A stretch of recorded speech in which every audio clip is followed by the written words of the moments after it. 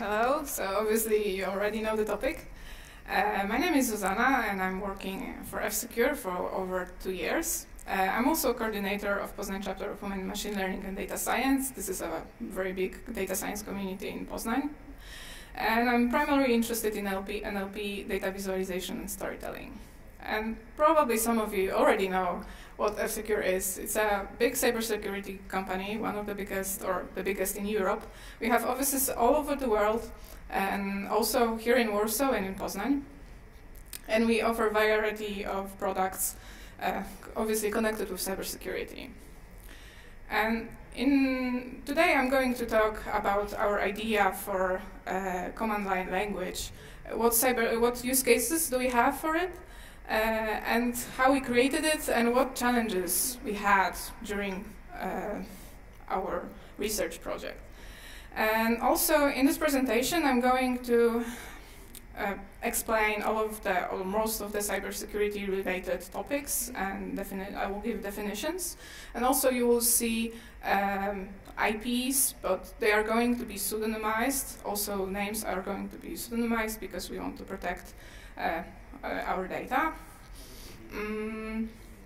So at F-Secure we deal with, so we call it events, but there are some dictionaries with logs actually of what happens on the computers, devices of our customers. And in such logs we also have command line executions, as you can see in the middle of the screen. So these are threat hunters, amazing people. They are sitting in this amazing NASA-like room 24/7, and they are analyzing the logs coming from the devices from our customers. And for them, command line is like, it's a daily bread, let's say. So let's imagine that you are a threat hunter and you come up with such a command line. Does anyone know what it actually is? See, and that's why I came to the data science conference with this talk and not the cybersecurity, because now I'm the badass and I can tell you. So this is actually an execution of a reverse shell with this MK-FIFO program. And what it does, so when the attacker uses this command, he or she actually gains he or she can use your interactive shell to do many bad things on your computer, but actually it is really hard to detect using, for example, a firewall, because it's called a reverse shell. So it's actually connection not going from an attacker to the host computer, to the computer that is being attacked, but actually it creates a connection from the computer that is being attacked to the attacker. So it is an outgoing connection. So it's really hard to spot on with, for example, firewall, because firewalls usually protect from incoming connections. This is an example of a different kind of how we can invoke a reverse shell. And actually, these are two commands. And the second one is it's not very suspicious maybe, but when the first one is fired up sometime before it, those two are very dangerous actually. And what about this command? What do you think about it? Well, this is a Git commit, right? We are using it every day, but there is this -h and this -p, password, localhost. What is it? So actually, this is a very weird situation, and in real life example, I would say that, well, the sentence, my dumplings are blue, well, something is off, right? The dumplings shouldn't be blue. Maybe they are dyed with some food dye and they are safe to eat, but still, blue dumplings is very weird. So in this example, we have a usage of very normal command, git commit, but actually after that we have something weird and something is off, and this is an anomaly. We want to see it, we want to detect it. And this command is actually not very suspicious, not suspicious at all. It's rsync, but When it's fired up on a computer of an HR or an accountant, it's very suspicious, because people from HR or accountants shouldn't use on a daily basis such a command. So in a real life example, imagine that someone dressed as your parents comes to your home and says, "Hello, this is a dinner for you," and then maybe does some ninja moves. It's weird, it's not your parent, something's off also. So in cybersecurity, we really want to detect such cases, something uncommon, some anomalies. We want to detect usage of IPs, ports, commands, and environment variables, for example, to be able to say something is off. We want to detect usage of uncommon or invalid flag and flag values, and detect uncommon behavior. And obviously we could use regexes to detect IPs or ports or environment variables, but regexes don't always work. Believe me, it's a tedious work to create like working regex for that. Also, when looking for invalid flags and uncommon flag values, it's really hard to like parse all of it. Imagine that you have like millions of logs, millions of command lines, and you're trying to like make a dictionary of it or analyze it with a set of rules, if and then rules. It's really hard. So here we can think about NLP, because command lines, they follow some kind of structure. So we can think about them as sentences. When we want to detect usage of IP ports, etc., we can think about named entities recognition. When we would like to detect usage of uncommon or invalid flags, we could tag command lines with some sort of parts of speech, so to say, and analyze it further. And we could also analyze series of command lines if we treat them as sentences and like order them with the time order and parse it as text. So here comes command line language, where NLP and cybersecurity meets. So I was using Spacey for my own personal projects, and obviously you install Spacey and you download some models prepared by Spacey for English, for Polish, for German, and you have some sort of part of speech tagger, tokenizer, pre-trained named entity recognition model. You can additionally train it and use it for your own purposes. But actually we did a small research over the internet, and we saw that there is no such like framework for command lines. So we decided to do it, especially for Linux commands, because that was actually our decision. We are using it on a daily basis, so it was easy for us to start with that.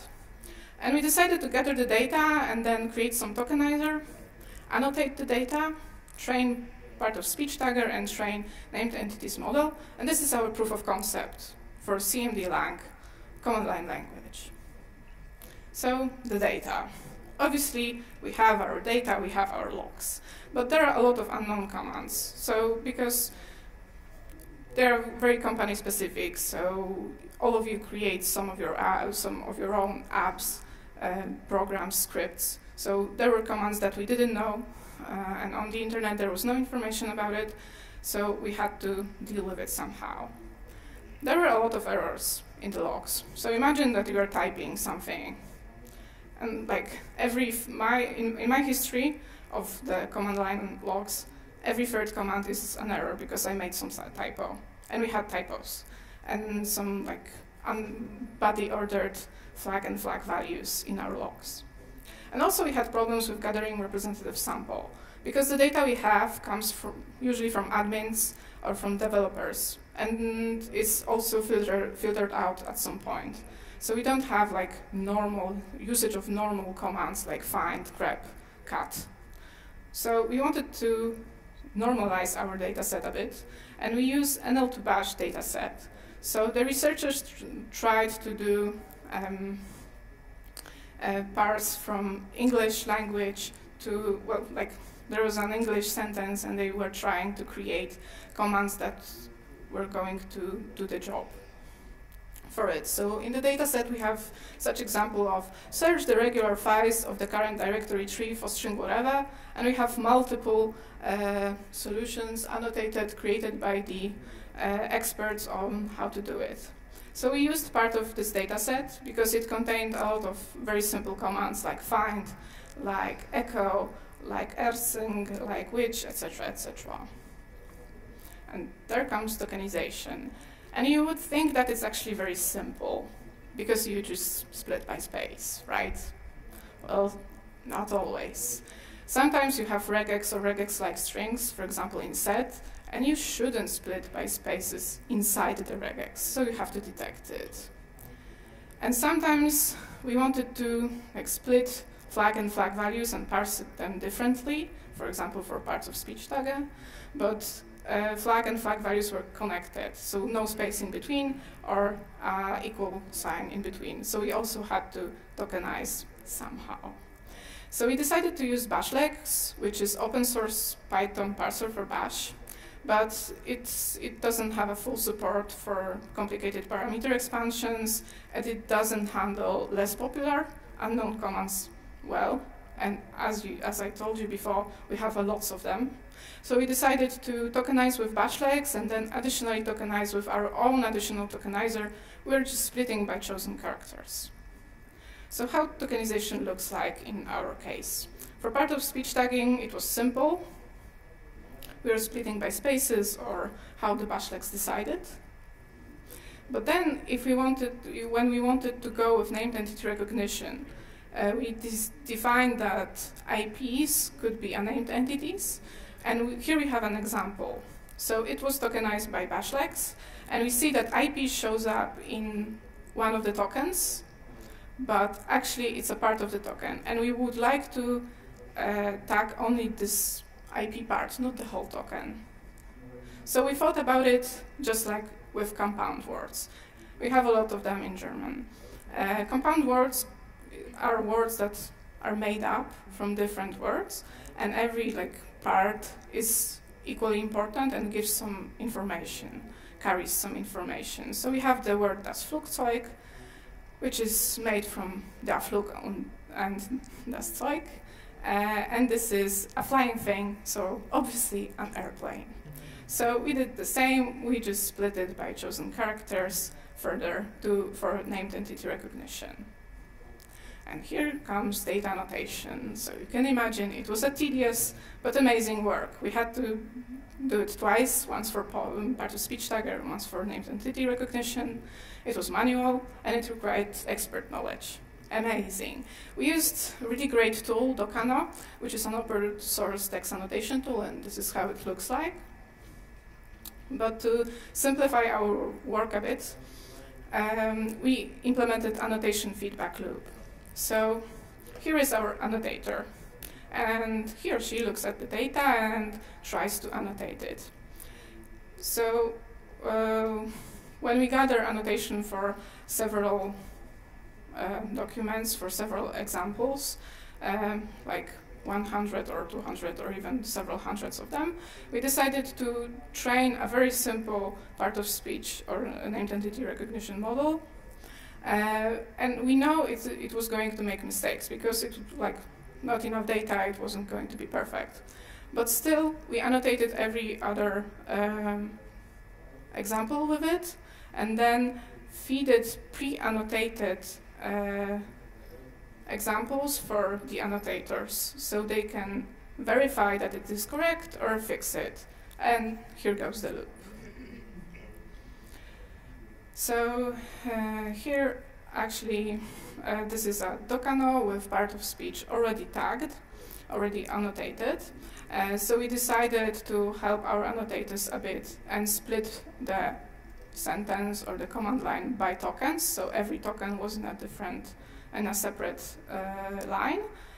So he or she just had to mark one line and annotate it. And we defined parts of speech such as commands, subcommands, flags, and obviously flag values. Not every flag has a flag value. And also, there were problems with flag values that didn't have flags also. And parameters and operators. Operators, we decided that there are parts that are neither a parameter or a flag or a subcommand. Those are very special characters that would also carry some information for the command line. So for example, piping, passing arguments, or this double dash that indicates that after this double dash we no longer give commands, give options to the command. And for the named entities, we decided to start with IPs and ports. Obviously, you could say, well, Zuza, you can use regex for that, but as I told you, not really. So for example, we have this example of IP in between slashes. And we also saw in the examples in our logs that sometimes this is actually a version. So it's like, it looks like a IP because there are 4 numbers and there are dots in between, but it is a versioning of some product, of some program. And also IP-like words or strings were used in names of logs, in names of files. So here we are coming to the training. We used conditional random fields because they take sequences into they take context into consideration because they work on sequences. And for us, it was very important that they are explainable, because after training a CRF model, we have like top transitions and top features that are part of the are parts of this model. And also, it works on a very small amount of data. So for the first proof of concept, it was very important for us to try something like that. And the training looks like this. From the sentence, we create sequence of tokens. We label it, obviously, annotate it. But from the tokens, we also create sequence of features. And features are very, very important in the CRF algorithm. So here are the examples. For part of speech, we, for example, used if a given token is a beginning of a command line, if there is a slash in a token, length of a token. So as you can see, those are all Boolean, but also string-like and float integer values treated as features. And for named entities, we used part of speech tags coming from the previous step of whole training. And for example, if there is a dot in a token, how many dots there are, etc., etc. And it is very important for training CRF to use features for the current token we are thinking about, and the previous one, and the next one. So it really takes the context, the whole context into consideration, and we create features for that. So for example, for part of speech, we were checking the length of a current token, the previous token, and the next token, etc., etc. So the results for part of speech tagger. We trained using over 2,000 of command lines from different days, and we tested on some amount of command lines, and we actually had to use a very different month because we didn't want to fool ourselves. In our data, we see that command lines coming from range of the particular days are very similar to each other because people are doing the same job on their computers, for example, in a given week. So for trained data, we wanted to differentiate it a bit. So we used a completely different month. And we are obviously happy with the results, but I was more than happy when we were looking through the validation data set and looking at the errors that the tagger was doing. And we saw that actually it was better than us. Because during annotation, well, it's a human work and we are sometimes tired. So we made mistakes. And it was actually saying, well, there should be actually a flag value, not a parameter, etc., etc. So we were really, really happy to see, yay, it was starting to fix our work. So as I told you, from CRF, after training, we can get transitions and features that are important for a particular model.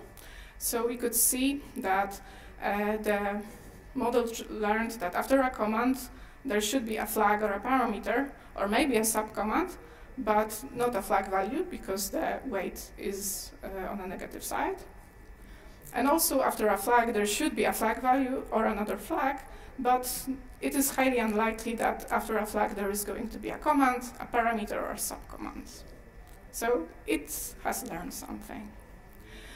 And regarding the named entity recognition model, we were also happy with the results. Obviously, we had annotated the data once again, so we used over 2,700 command lines for training.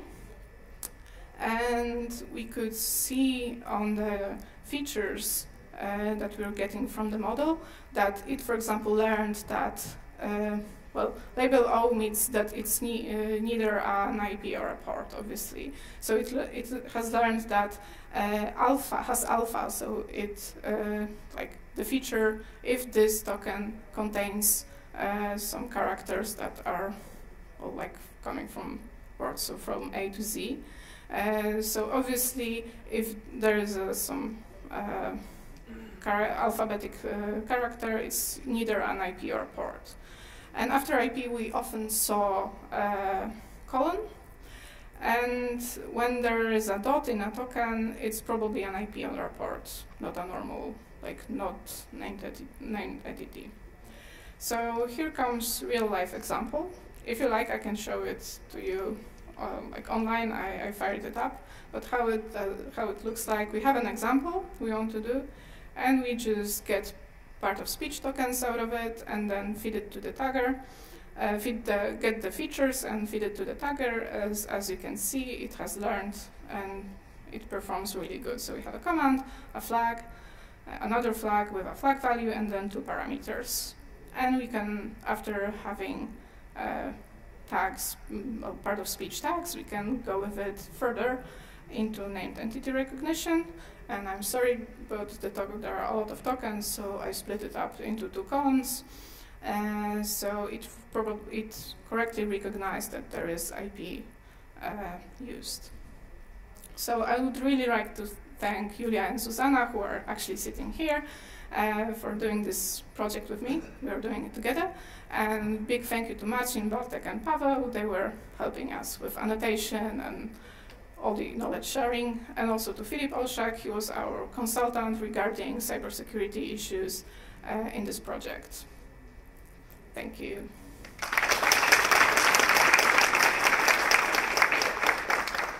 Thank you for your presentation. And now questions.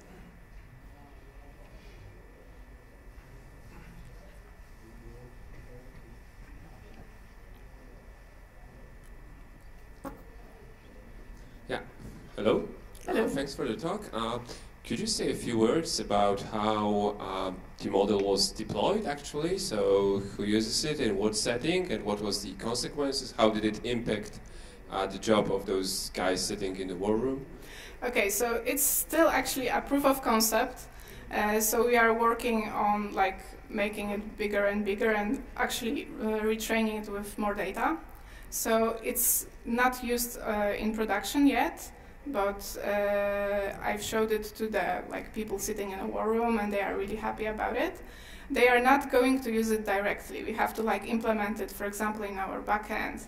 For example, for normalization purposes, or for this statistical analysis of uncommon flag and flag values used in very normal commands. So the example with git status with different weird flag and flag values. And then further, we would like to, for example, give them information that before they are, a new event, a new log comes in, and they don't have to look at the command line at the beginning. They just have a flag. Oh, there is a usage of this weird command or usage of this IP or port. So it should simplify their work in a way that it's going to be quicker. But we still didn't implement it on production.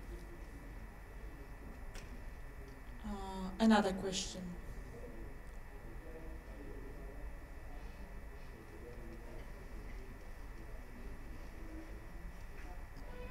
Thank you for the talk. Do you have an idea how to actually address the problem of multiple commands appearing during the time? So do you have some way to address this problem right now? So just the starting point.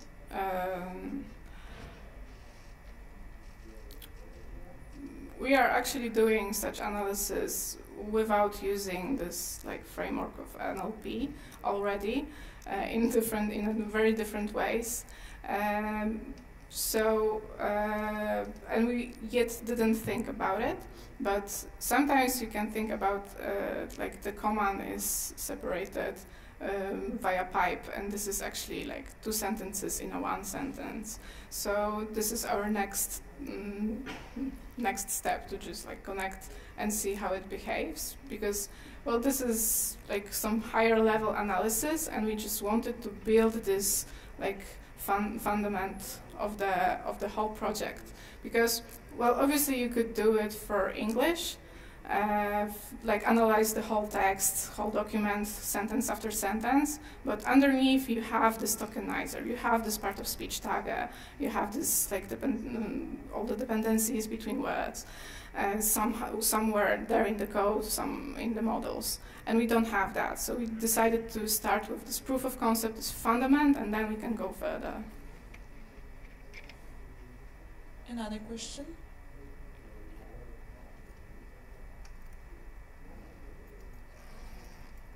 Okay, so thank you for your presentation once again. Thank you. Thank you.